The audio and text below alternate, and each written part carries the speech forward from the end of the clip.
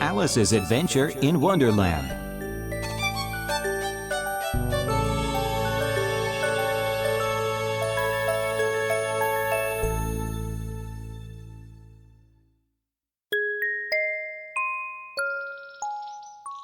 Chapter 1.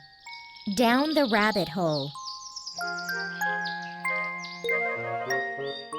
Alice felt too sleepy to play, and there was nobody to play with. It was a hot afternoon, so she was sitting in the garden under a tree. Her sister was sitting beside her, but she was reading a book. Alice looked at the book. There were no pictures in the book, and Alice didn't like books without pictures. I think I'll go and pick some flowers, she said to herself. She began to get up, but she forgot about the flowers at once because she saw a rabbit. She often saw rabbits in the garden, but this rabbit was different. He had large pink ears like most rabbits, but unlike most rabbits, he was wearing a blue coat and had a watch in his hand. He was looking at his watch and saying, "Oh dear, I shall be too late." "Oh, what an unusual rabbit," said Alice to herself, and she jumped up and ran across the field after him. The white rabbit hurried on. He was still looking at his watch.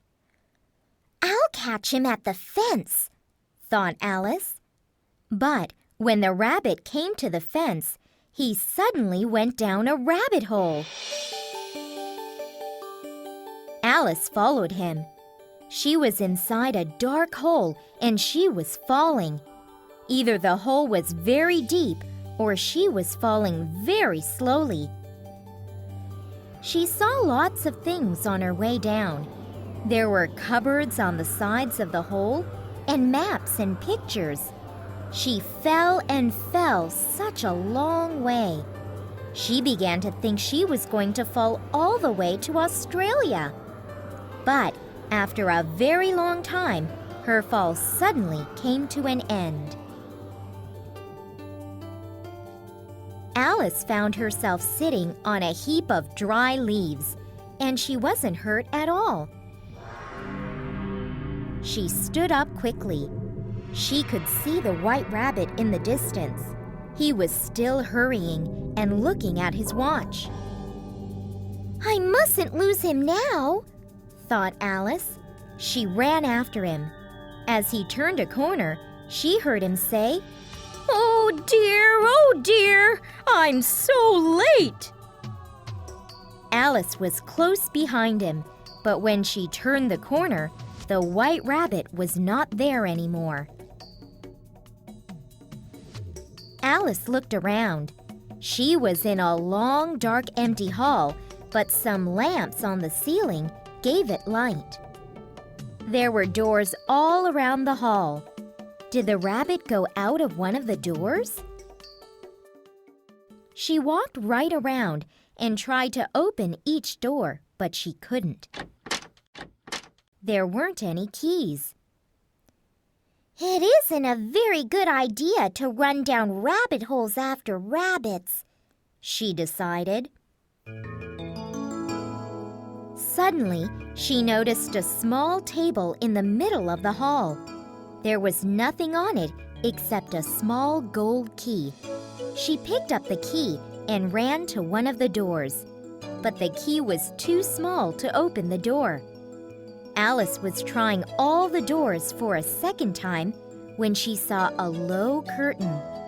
Behind the curtain, she found a door about 15 inches high. "It's strange I didn't notice this one before," she thought as she turned the key. The door opened, but Alice had to go down on her knees to see what was on the other side. The little door led to a beautiful garden.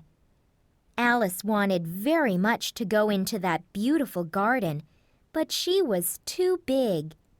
She wandered sadly back to the table. Then, as she put the key back, she noticed a bottle on the table.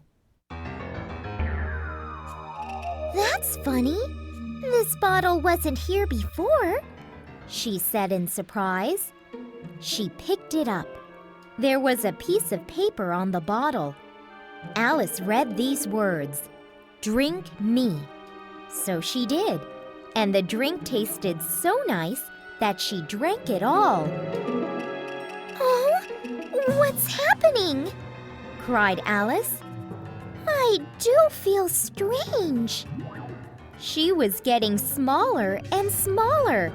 Soon, she was only 10 inches tall. "Now I can get into the garden," she cried. But then she remembered the key.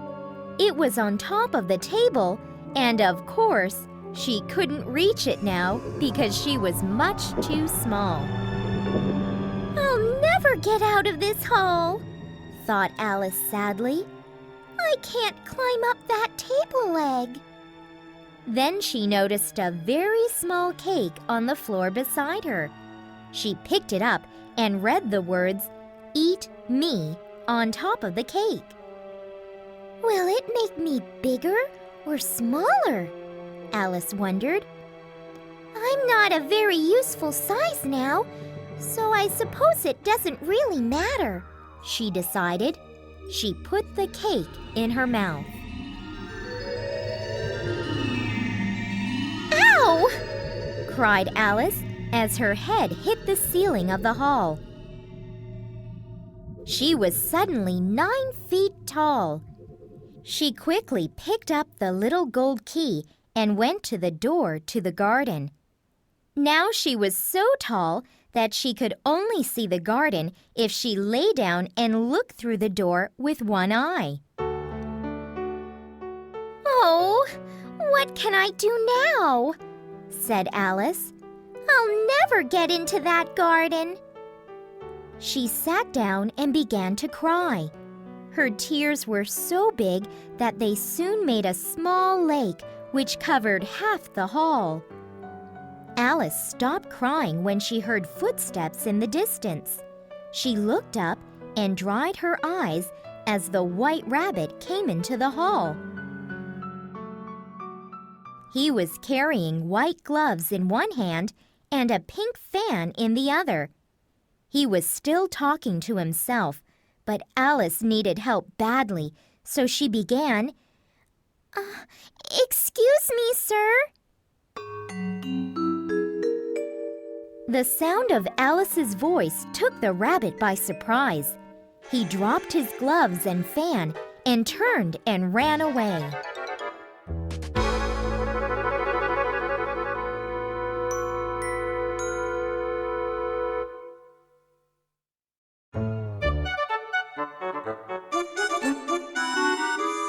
Chapter 2. The Lake of Tears.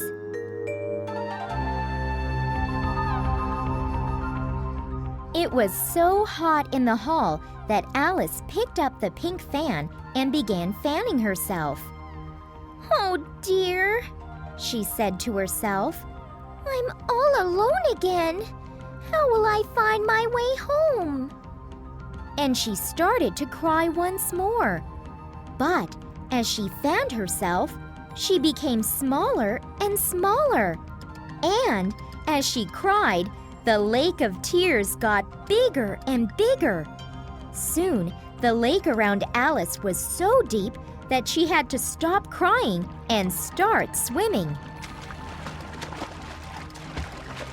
After a few minutes, she heard splashes. She wasn't alone in the lake. Everywhere she looked, she saw more and more animals. They were swimming too. Alice wanted to get out of the water. She swam to the edge of the lake, and the animals followed her. The crowd of wet animals stood on the bank and looked at Alice. She looked back at them. All the animals and Alice were wet and uncomfortable. They began to talk to each other. "How are we going to get dry?" asked Alice. "I know the best way to get dry," said the dodo. The dodo was a very large bird. "What's that?" asked Alice. "A race," replied the dodo. "What sort of race?" asked Alice. "Please explain it to us." "The best way to explain the race is to do it," said the dodo. "You must all stand in a circle."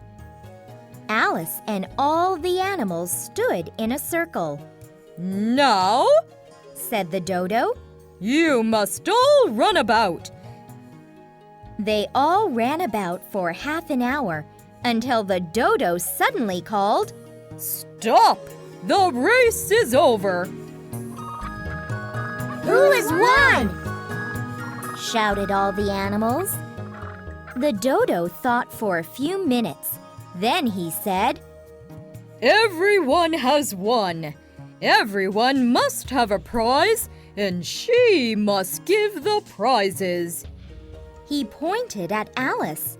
Alice didn't know what to do. But when she put her hand in her pocket, she found some biscuits. She gave one biscuit to each animal. She had just the right number of biscuits. "That's good," she thought. "But she must have a prize herself," said the mouse. Alice felt in her pocket again. All she had was a thimble. "This is your prize," said the dodo. Alice felt rather silly and wanted to laugh, but she didn't dare. None of the animals were laughing. Then all the animals sat down and ate their biscuits. Then their mothers arrived to take them home. It was time to go to bed. Alice said goodbye to the animals, and suddenly she was all alone again. Alice felt very sad without all the animals. She was beginning to cry again when she heard footsteps. Alice looked up and saw the White Rabbit. He was hurrying along as usual, and he was looking for something. Suddenly, he saw Alice and shouted at her angrily. "Why, Mary Ann, what are you doing here? Run home at once and bring me my gloves." It was a mistake, of course. Alice wasn't Mary Ann at all. But the White Rabbit looked so angry, and Alice was afraid. She ran off at once. She came to a woods, and there among the trees was a little house. "This must be the White Rabbit's house," thought Alice. She was going to go into the house, but just then someone came out of the woods and ran up to the front door. She watched him from behind a tree. At first, she thought he was a man. He was wearing a hat and a blue and gold jacket. He looked like a man, except for his face. When she looked at his face, she saw that he wasn't a man at all. He was a fish. When a frog in a pink and gold jacket opened the door, Alice wasn't surprised at all. She was becoming used to funny things. The frog stood on the doorstep and took a large white envelope from the fish. "It is from the Queen," said the fish. "The Queen invites the Duchess to tea this afternoon." The fish ran back into the woods, but the frog just sat down on the doorstep. Alice felt braver now, and she walked up to the house. There was an awful noise inside. Alice was curious. She wanted to go inside the Duchess's house and see what was happening. "May I go in, please?" Alice asked the frog. I shall sit here for days and days, replied the frog. That's not an answer to my question, said Alice. She pushed the door open and went in. What an awful noise, said Alice. She put her hands over her ears. An ugly, fat lady sat in the middle of the room. She was holding a baby which was crying very loudly. Another woman was standing by the fire. No one was taking any notice of the noise. That woman with the baby must be the Duchess, thought Alice. And the other person must be a cook. The cook was watching a pot which was full of soup. Alice sneezed. The air was full of smoke and pepper. A very large cat sat beside the fire. He had a big smile on his face, which was very strange indeed. Cats don't usually smile.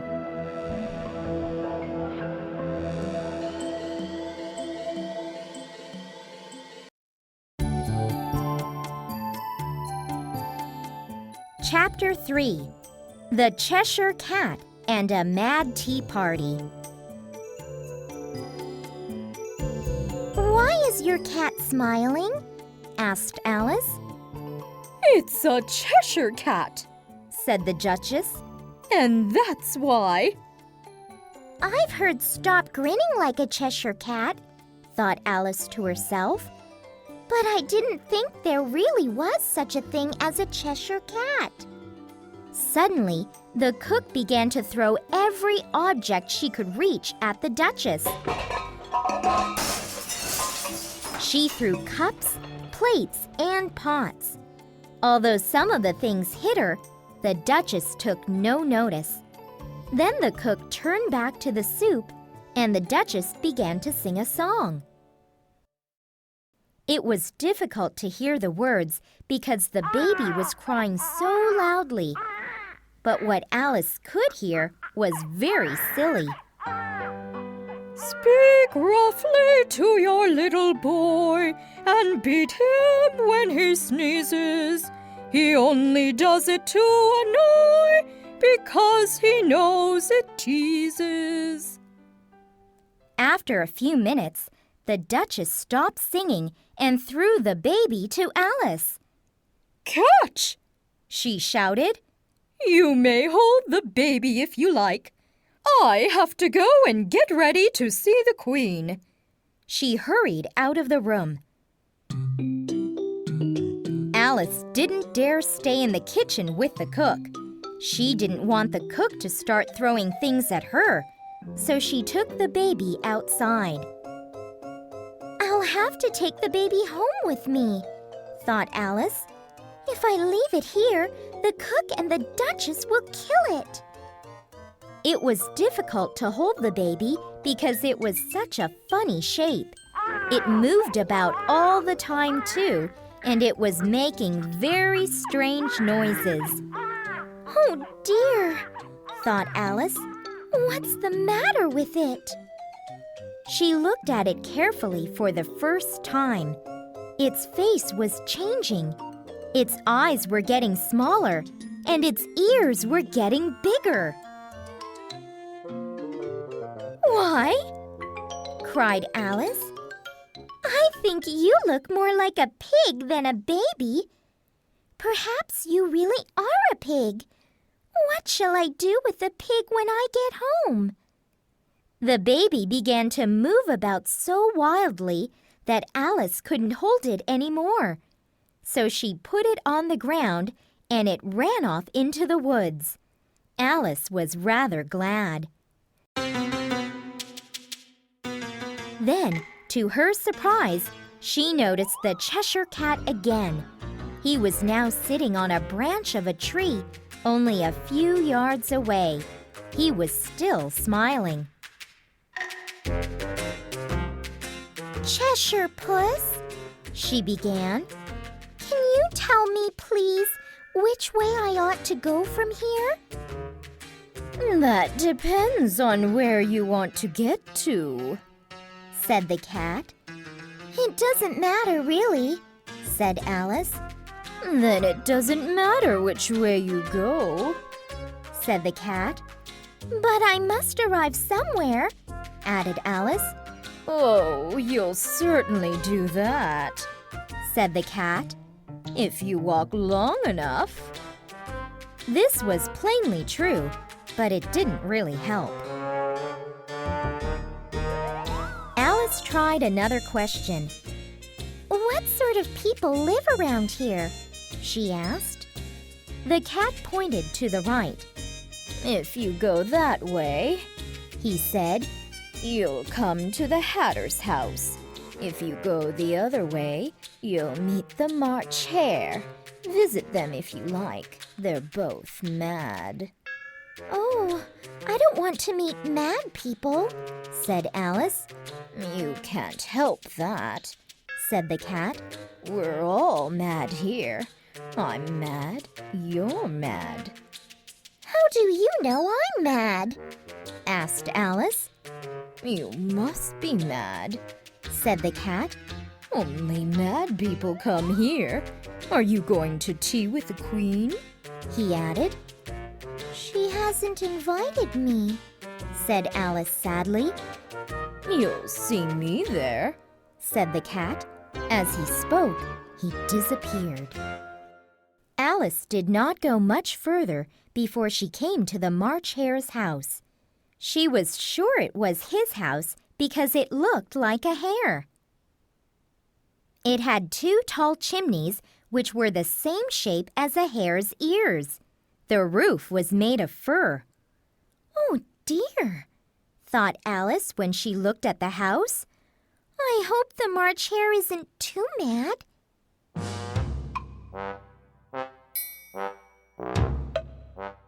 There was a long table under a tree in front of the house.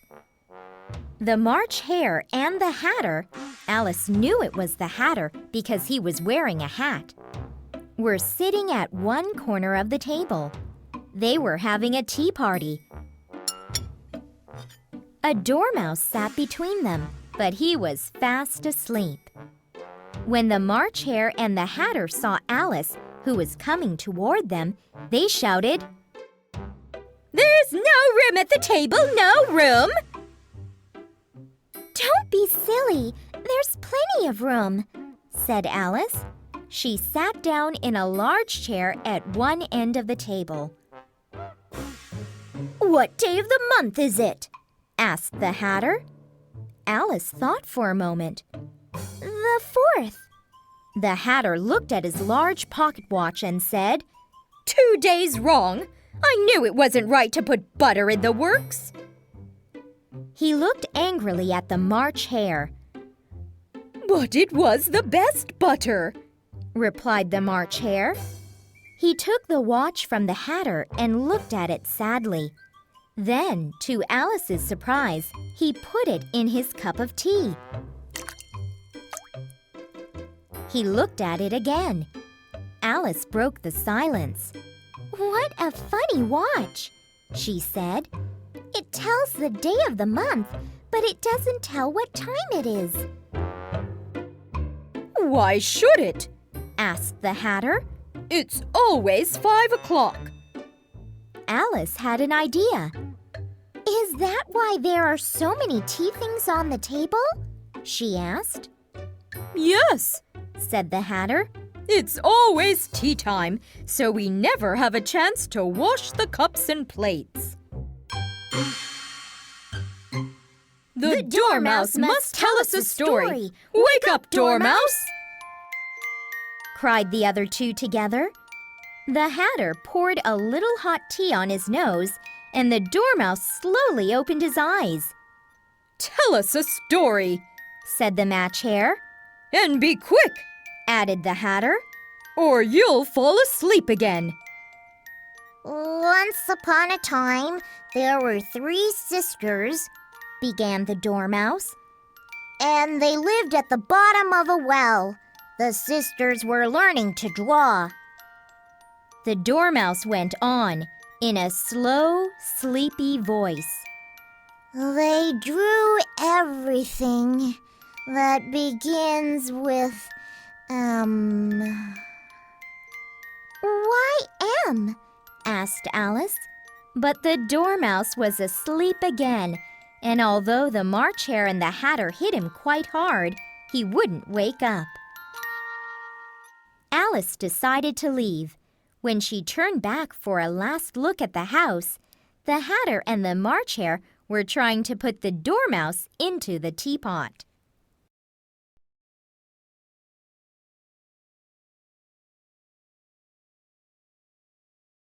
Chapter 4. In the Queen's Garden. The path led Alice into a woods. Alice noticed that there was a door in one of the trees. She pushed it and it opened. Alice walked inside. The door in the tree led into a beautiful garden full of bright flowers. Near the door there was a large rose tree. The roses on the tree were white, but 3 gardeners were busily painting them red. "How very curious," thought Alice. She went nearer in order to watch them. The gardeners didn't look like real gardeners. In fact, they didn't look much like men at all. They looked like playing cards, except that they had proper heads, arms, and legs. The gardeners seemed to be angry. They were shouting at each other, but when they saw Alice, they dropped their brushes in surprise. Why are you painting those roses? Asked Alice. Well, miss, Began one of the gardeners. this rose tree ought to be a red rose tree. But we planted a white one by mistake. If the Queen sees the white roses, she'll cut off our heads. So we're painting them quickly before Before he could finish what he was saying, one of the other gardeners shouted, "The Queen! The Queen!" And the 3 gardeners threw themselves down on the ground.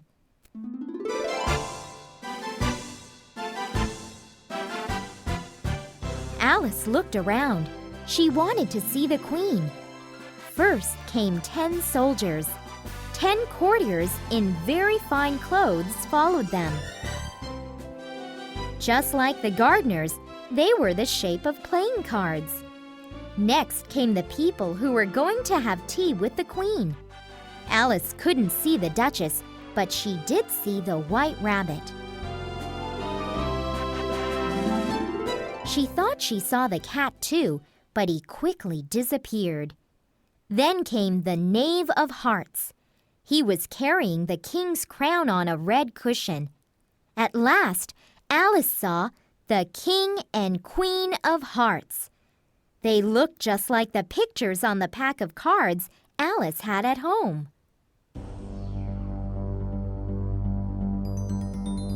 Alice didn't know what to do, so she stood and waited.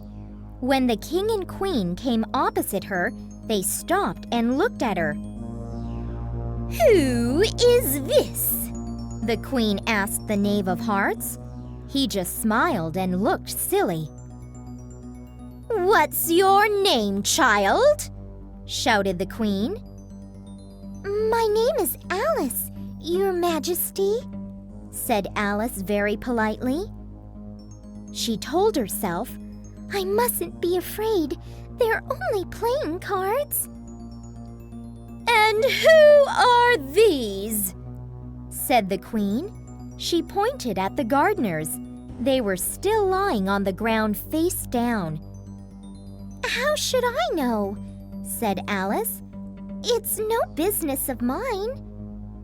The Queen couldn't believe her ears. off with her head! She shouted. She was so angry that she turned bright red. "No!" said Alice very loudly and very bravely. She's only a child, said the king quietly. The queen was silent, but only for a moment. When she noticed the roses, she became very angry again. "Off with their heads!" she shouted. She was pointing at the 3 gardeners. They ran behind Alice, and before anyone noticed, she quickly picked them up and put them in a large flower pot. The soldiers wandered about the garden, but they couldn't find the gardeners anywhere. "Are their heads off?" shouted the queen. "Their heads are gone, Your Majesty," replied the soldiers, which was quite true. The soldiers didn't dare say they couldn't find the gardeners.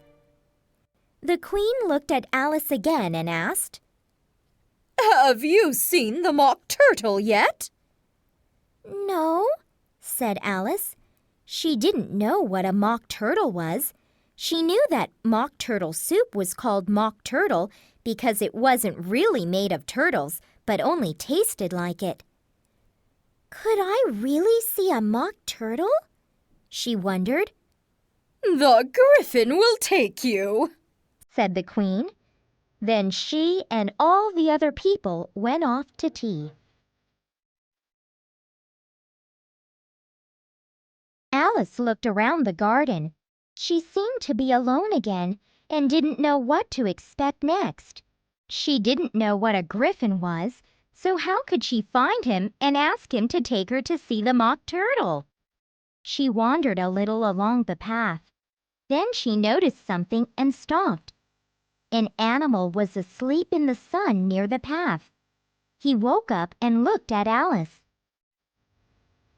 "So, the queen wants you to meet the mock turtle, doesn't she?" he said to Alice. He rubbed his eyes. "Come on," he said. "I'll take you." Alice walked along with the griffin and looked at him out of the corner of her eye. She didn't want to seem curious, but she didn't have a chance to see a griffin every day. The top half of his body was like a bird, but the bottom half was like a lion. They walked in silence until they saw the mock turtle in the distance. He was sitting on the beach on the edge of a rock. "Come on," said the griffin again, and Alice walked a little faster. She could see the mock turtle better now. He was almost like a turtle, but he had a head and a tail like a calf. The mock turtle saw them. "This lady wants to know your history," said the griffin.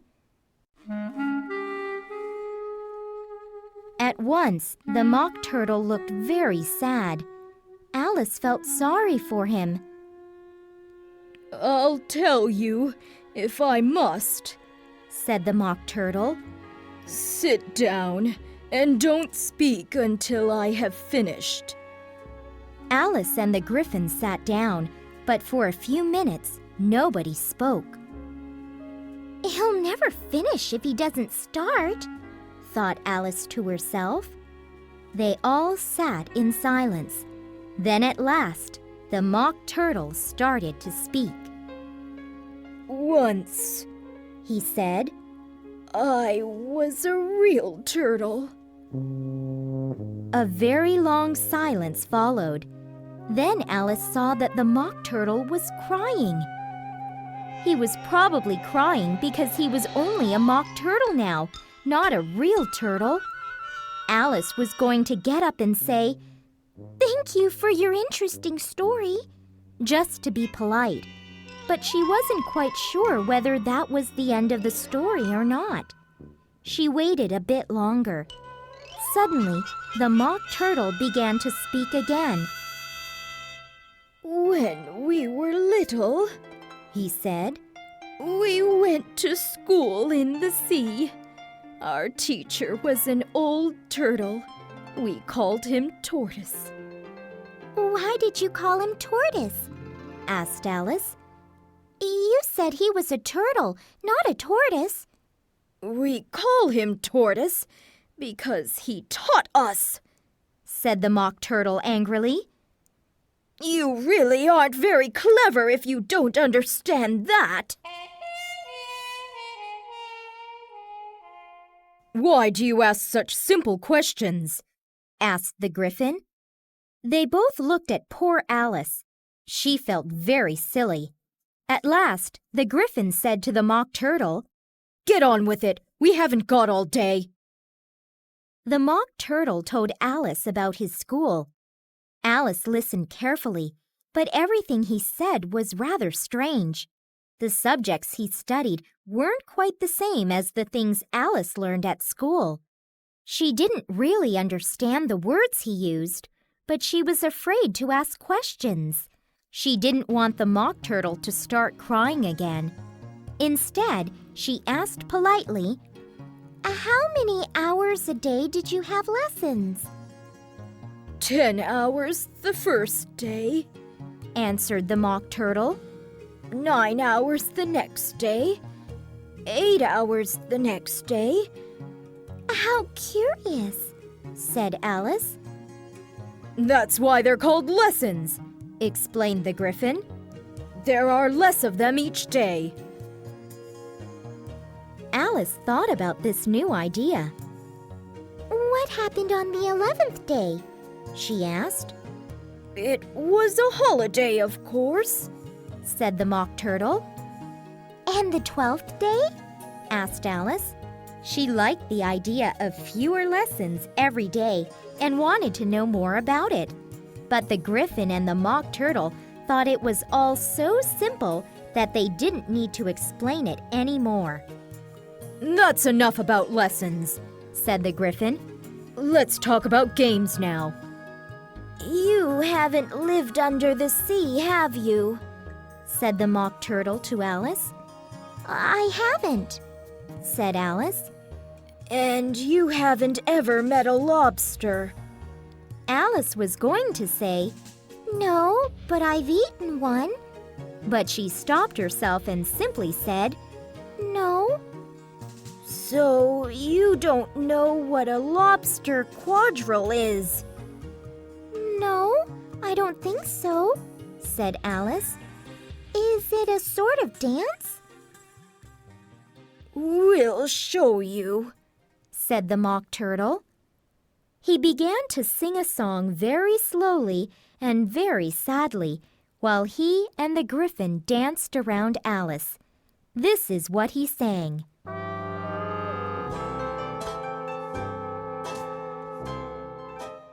Will you walk a little faster? Said a whiting to a snail.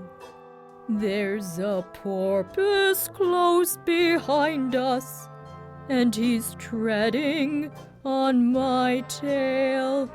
See how eagerly the lobsters and the turtles all advance. They're waiting on the shingle. Will you come and join the dance? Will you, won't you, will you, won't you, will you join the dance? Will you, won't you, will you, won't you join the dance? Thank you, said Alice when they sat down again. That was a most interesting dance. I'll sing another song if you like, said the Mock Turtle.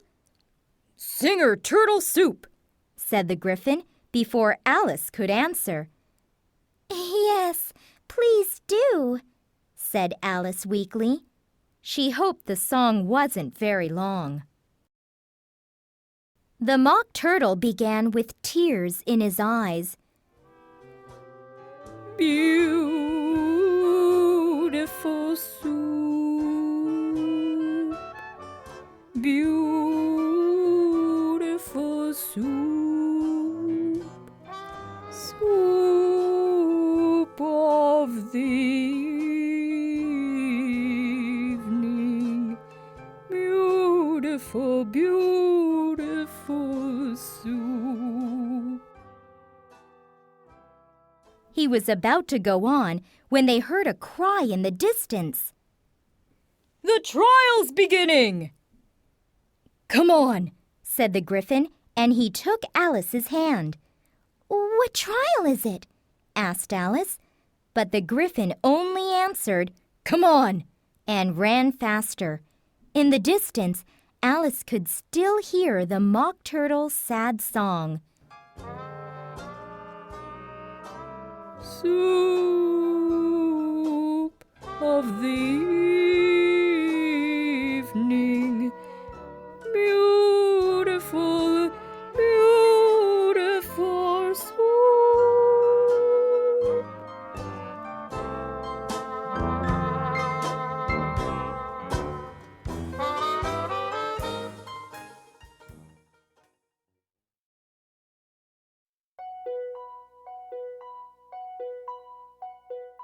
Chapter 5. The Trial.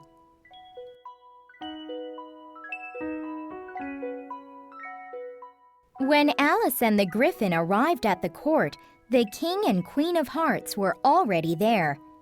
There was a great crowd of all sorts of animals and birds, too. Alice saw the White Rabbit. He was standing beside the King. He was holding a trumpet and a piece of paper and looked very important. The King was the judge. Alice knew he was the judge because he was wearing a wig. He was wearing his crown on top of his wig. Alice thought he looked rather silly. The Knave of Hearts was standing on the other side of the court. He was the prisoner, and the soldiers were guarding him. Next to him sat 12 animals in a box. They were the jury. They were all busily writing. "Why are they writing?" Alice asked the Gryphon. "The trial hasn't begun." "They're writing down their names so they won't forget them," the Gryphon told her.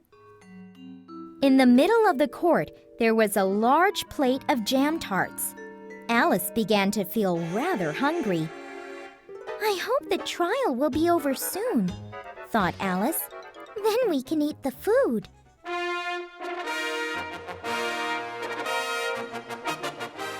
Suddenly, the rabbit blew on his trumpet. There was silence in the court. "Read out what the prisoner has done," said the King.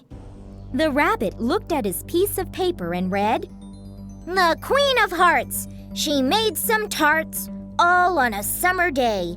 The Knave of Hearts, he stole those tarts and took them quite away." "Did he do it?" the King asked the jury. "Not yet, not yet," said the rabbit. "We must ask a lot of questions first." Alice sat down and listened. The White Rabbit had a list, and he read out people's names. Then the King asked them questions. One of the people was the Duchess's cook. The King thought for a long time. Then he asked the cook, "What are tarts made of?" "Pepper mostly," answered the cook. "No jam!" shouted somebody else in the court. "Throw that person out of the court!" shouted the Queen. "Off with his head!" There was an awful lot of noise for a while. Then the White Rabbit went on with his list. All the questions and answers seemed very silly to Alice. Then the White Rabbit called out the next name. "Alice!" "Here!" cried Alice and jumped up. Alice was sitting by the jury box. As she jumped up, she pushed the box by mistake and it fell over. All the animals fell out of the box. "The trial can't go on without the jury," said the King. Alice picked them all up as quickly as she could and put them back in the box. But she was hurrying so much that some went in upside down. "What do you know about this business?" the King asked Alice. Nothing, said Alice. That's very important, said the king to the jury. You mean unimportant, said the White Rabbit very politely. Yes, of course, said the king. The animals of the jury wrote it down, but nobody asked Alice any more questions. The trial began to bore her. Then the queen said the silliest thing of all. We must now decide what the punishment is to be. But did the knave steal the tarts? Said the king. The jury must decide first. No, said the queen. Punishment first, then the jury can decide if he did it.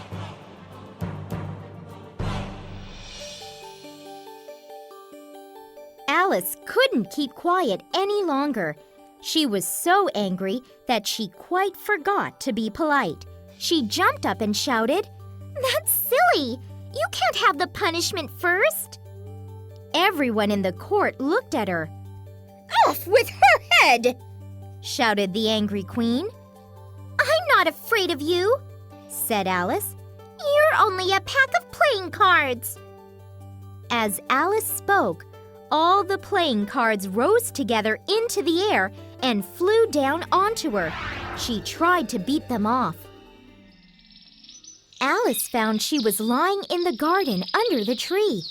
Her sister was brushing some leaves off Alice's face. Wake up, Alice, said her sister. You've been asleep a long time. Oh, I've had such a curious dream, said Alice, and she told her sister all about it.